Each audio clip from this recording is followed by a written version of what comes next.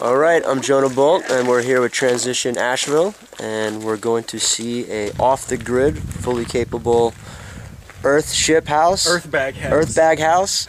And here showing us is Morgan. Greetings, everyone. Welcome to our casa. Hope you'll dig it. I don't see any reason why not. What do we got? Should I just start? Let's yeah, take us a tour around the house and show us how you did it, how long it took, what you used. This part we're closest to is our sunroom, recently finished. Well, we're still working on the outside, as you can see a little bit, but that is a 12 by 12 addition to the house, and it's great in the winter time because of all that free solar gain. The glass is facing south, and that means in the winter when the sun is to the south, you know, further to the south, you get a lot of heat and light in there on sunny days. So very pleasant to have that addition. That probably cost about $800 to $900 just for that addition. The doors, the windows and such we bought at Habitat for Humanity. We suggest them to everyone, good deals on everything. Plus you can find cool round windows like that and such, which, you know, a little bit unusual. Nice. And we used all earth from on site for the walls. The walls are over a foot thick and very strong. I feel very safe in this house. I feel safer in this house than any of the houses around us. I just can't think, you know, of anything that really stacks up. Inexpensive and safe, and can be built very quickly. How long did it take you guys to build? The sunroom we started. When did we start it? Last spring. So we started the sunroom less than a year ago, and we started the house in July of 2009. I think it was around July 1st or around the 4th. I remember that. And we pretty much had the main house, which is basically a 20-foot diameter roundhouse. We had it done in near Thanksgiving, near the end of November in 2009. So I think that's 5 months. So it took two of you about 5 months, and it's about how many square feet? The main part is around 300 square feet, and the sunroom adds an additional 144 square feet. All right, let's check out inside.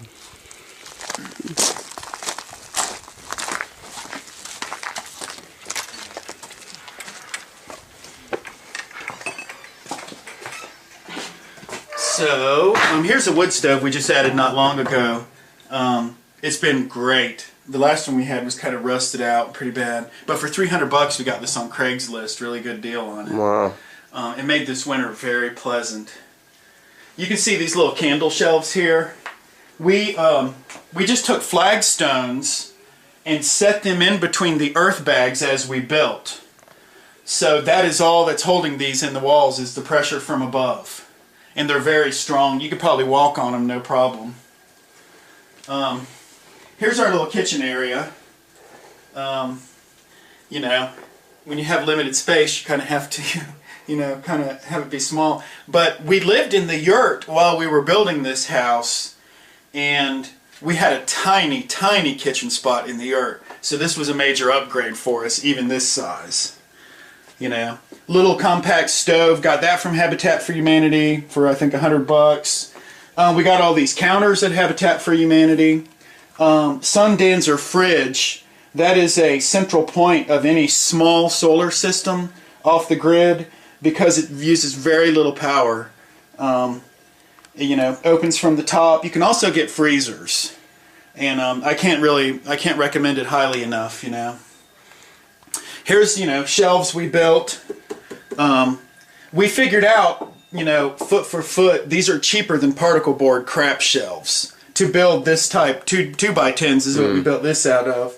This is cheaper than the particle board crap that'd be, you know, ruined in a year or two just by normal use. Sure. Here's our sleeping loft.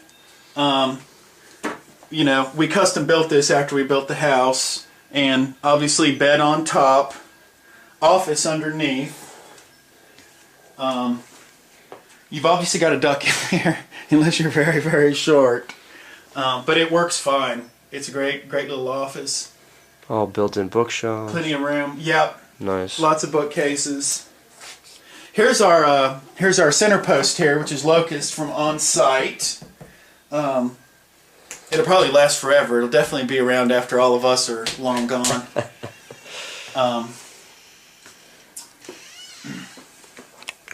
All these are recycled bottles you got? Yes, the bottle wall. People often comment that it's one of their favorite features of the house. Before we built the sunroom, this was open to the outside. So in the morning you'd get a lot of light coming through the bottles, nice diffuse light. It was very beautiful. Excellent. You still get a good amount of light coming through the bottles at the top. Yeah. You know, probably as much as a few high wattage light bulbs. These are envoys that we got at Habitat. I think they were $30 to $40 a piece. Pretty rugged, good deal on those. I wonder if I should get Habitat to sponsor me. I've name dropped them several times already. So here's our sunroom, you know, recently finished on the inside. We got some different colored pigment to kind of spruce it up a little bit, make it interesting. Nice. This little wood up here is harvested from on-site. I plan in whatever I build next to have a lot more on-site materials, on-site wood. You just have to be able to plan ahead of time so the wood can season and dry properly before you use it. You know. Here's another little, you know, bookcase I just built for that spot and for the exact dimensions of our books.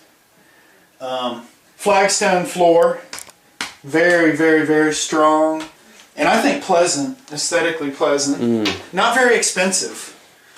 It may have cost $150 or less for this. Probably a little bit less, actually, for this amount of flagstones. You get lots of sunlight in here. Oh, yeah. We're going to have to put some curtains up for the summer just to make sure we block as much sunlight as possible. But in the winter, you see how the sun is riding in here now. In the winter, when the sun is to the south, it would be all the way to the back wall. Like when the sun is as far south as it gets on the horizon, light would be all the way to the back wall. It'd even come in the bottom bottles and stuff. And so the whole floor was getting heated up. What about these tiles? These look like some nice tiles. Yeah, these are all, I think these are kind of remainder tiles that we found at one of the places in Asheville. You know, lots of different colors. We just decided to kind of do our own thing with it. Made a little mosaic in the middle. Really pretty easy to do. And how much solar power do you have powering the house? 300 watts of panels. Okay, and that runs everything? Yeah, we have 2 deep cycle batteries. You probably can't quite see them. They're back around the corner there. 2, you know, big deep cycle batteries kind of hold all the power. And so that runs the refrigerator, your laptops, your cell phones? Yeah, it runs everything. We do have to use a little bit of generator power in the winter when it's dark for several days in a row. So we have a little bit of backup power. If we had a bigger system, more panels and more batteries, we might be able to ride out those you know, spots when it's dark. And Morgan, what was the total estimated cost of building it from start to finish? The total estimated cost would be under $5,000 for all of the house. Wow. For everything. And then the solar system would be about an additional $2,000. Gotcha. You know, for an inverter and you have a separate bathhouse? Yes, I do. You ready to take a look? Let's go see that.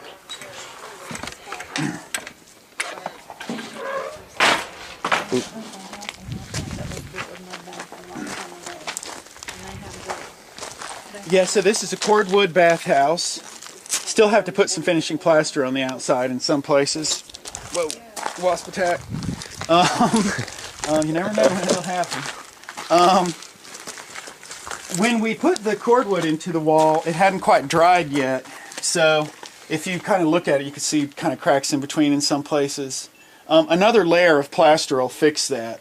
But that's a good reason. That's a reason it's good to let wood season if you can. But we're always sort of in a rush and kind of doing everything sort of last minute generally. Here's our little wood shed. Might as well point it out. When it's filled up, it's not quite enough wood for us for the winter. Kind of have to stock it a little bit. But it does a pretty good job of, you know, keeping us warm for the most part. You see all the little harvested wood pieces that we threw in there. Nice. We're trying to move to use materials from on-site as much as possible. Nice. Here's our little shower setup. Very simple setup. You see the little bucket here with the shower head on it. We heat the water up on this turkey fryer here. In the winter, it warms the bathhouse and you know, and heats the water at the same time. Nice. So it kind of serves both functions. This summer we'll get a solar shower again, one of the showers in a bag, and use that. You know, use the sun to warm the water. Those work very well. Nice roofing. Yeah, we put shellac on it and put some color in to you know, kind of beautify it. Here is our human manure toilet. This is a composting toilet system, but it's basically built out of a 5-gallon bucket, and you know, you just build a case around it and everything. Put you a lid on it. We compost our shit, or should I say poop? And we recently just cracked open our pile from last year. You let it sit for at least a year after you're done adding to it to make sure that there's no pathogens left. And we cracked it open yesterday or day before, and it's beautiful compost. Nice. You know, I think that's very important, especially for transition-minded people, and in general, as Lowe's culture starts declining, and we're not able to go buy bags of potting soil or compost for a few bucks, it's going to be more important that we can compost ourselves. Absolutely. And it produces a significant amount. We create a lot of vegetable compost, but it really doesn't add up to that much. You know, it's not enough to fully power your garden. But I think with the human manure composting, I think we're not going to have to buy much or any potting soil or anything this year. And you have gardens here as well? Yeah, we have a little garden spot. So here's, you know, shelves I just built for the bathroom. The nice thing when you're building your own shelves is you can custom do it however, exactly how you need it. So that's what we did with this. Just did it to the sizes of everything. Nice.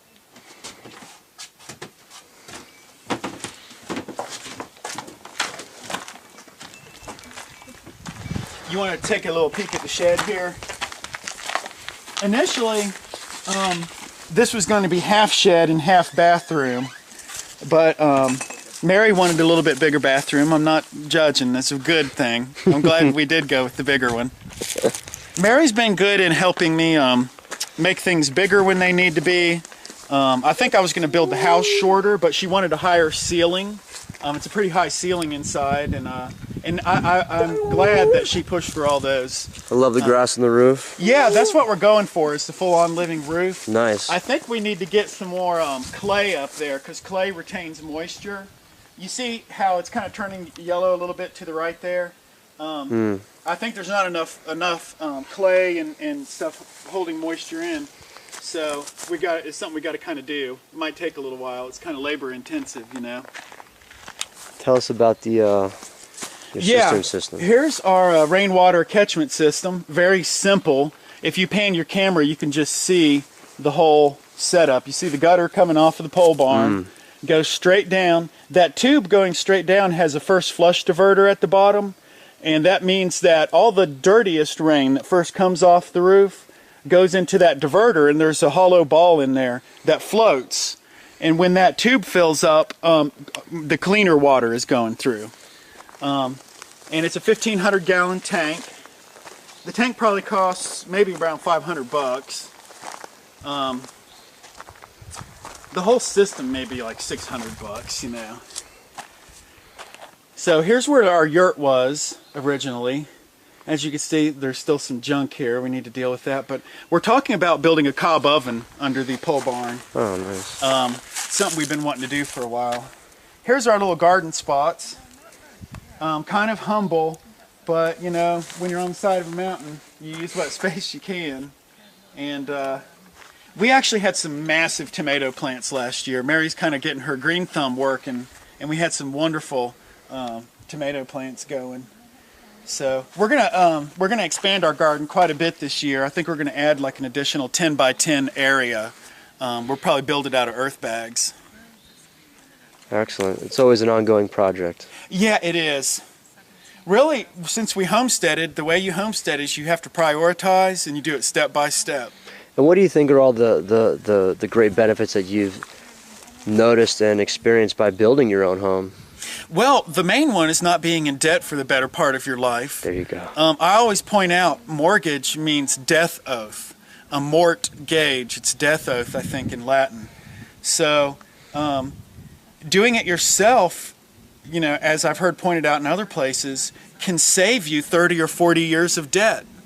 We don't have 30 or 40 years of debt. We've paid it as we've gone. So, you know, and it's a empowering experience. It's empowering to build your own house. It's empowering to grow your own food. You know, all of these things are empowering.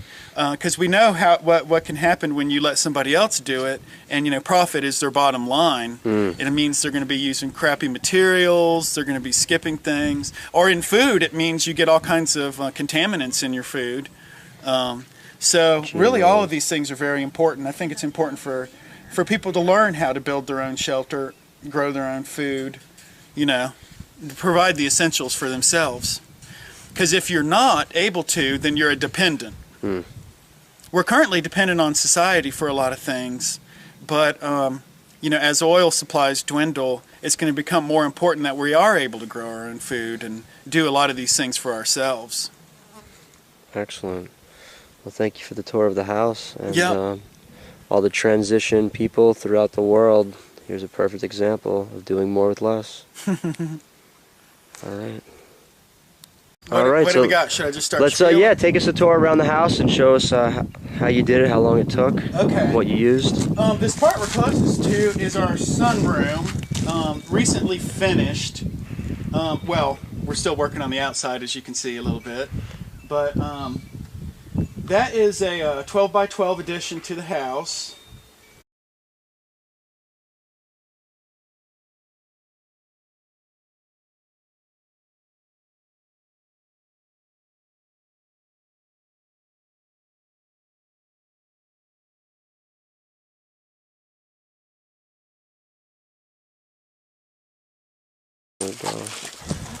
Alright, I'm Jonah Bolt and we're here with Transition Asheville and we're going to see a off-the-grid, fully capable Earthbag house.